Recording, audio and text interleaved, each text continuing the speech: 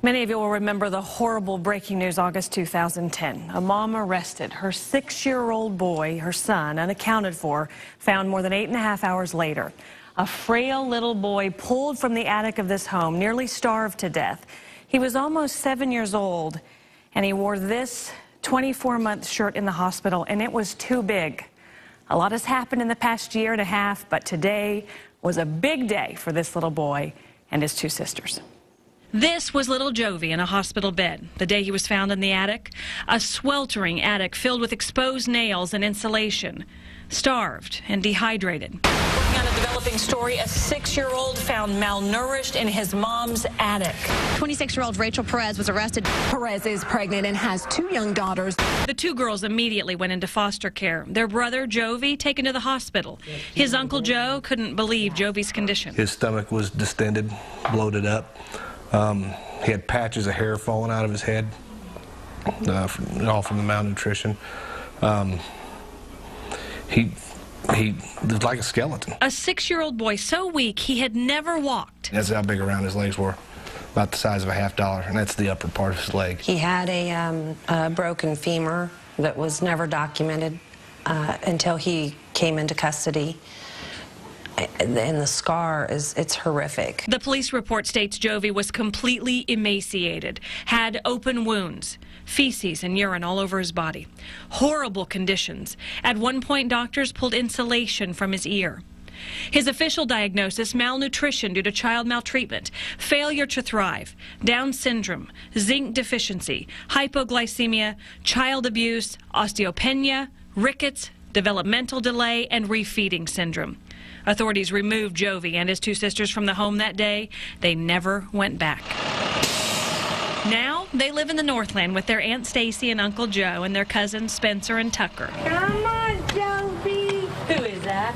Their days are like those of a lot of kids now. Home from school. What's your jelly roll? Snack time. Stacy made their favorite. A quick transition to sports and activities. They fill their water bottles, talk about their days, and then they load up.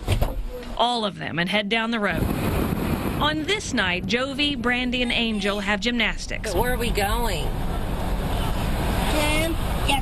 Gymnastics. While Spence and Tucker head to baseball and wrestling. Do I get a hug? Oh, thank you. It's easy to see Jovi is happy, and when a child has been through what he's been through, you can't help but smile when you see something like this.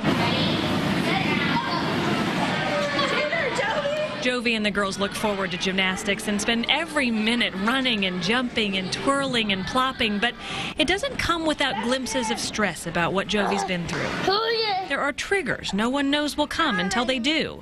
While our camera was focused on Brandy, a song came on. Do you hear it?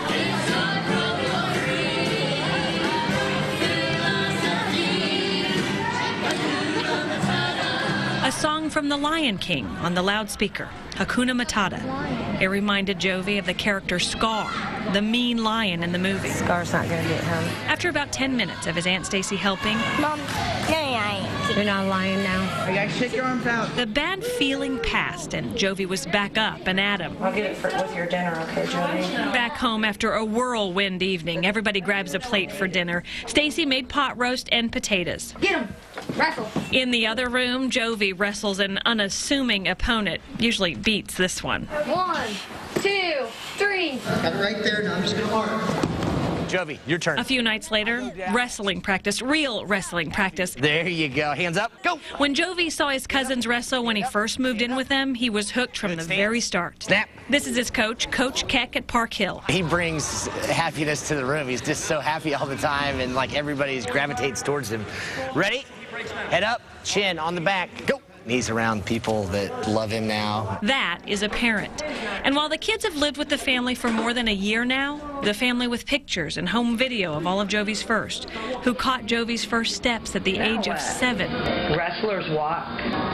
Good job, Jovi. Today, their new family became official. The court absolutely believes that this adoption is in these children's best interest. The adoption, final today. They got new last names. I hereby change Brandy's name to Brandy Lorena Eastwood, Giovanni's name to Giovanni Alberto Eastwood, and Evangelina's name to Evangelina Esperanza Eastwood.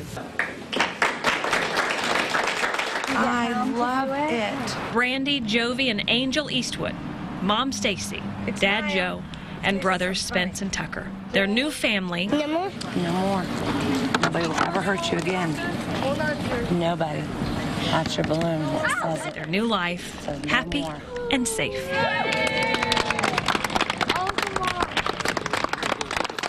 Right, the kid's biological mom is currently in prison serving 8-year sentence, and there's no chance she'll ever get these kids back. They'll be with this family forever. And for Jovi and these girls, they continue to go to therapy and will for some time, but as you saw, they are thriving. It's so good to see. I love that his shirt said game changer. I think that says an awful lot. What a sweet little boy. Now, people are going to, this tugged our hearts when it happened back when it did. People are going to want to follow this from here on out. How can we follow the family's progress? Well, we're going to help with that. But right now, if you're sitting at home, you can get on Facebook right now because Stacy, his mom, just this week created a Facebook page called Jovi's Army. Oh, I'm a proud member of that army, by the way. She says she'll keep anyone who's interested updated there. And we do have a link to that Facebook page on our web story on this, kshb.com. It's our top story right now. Great story.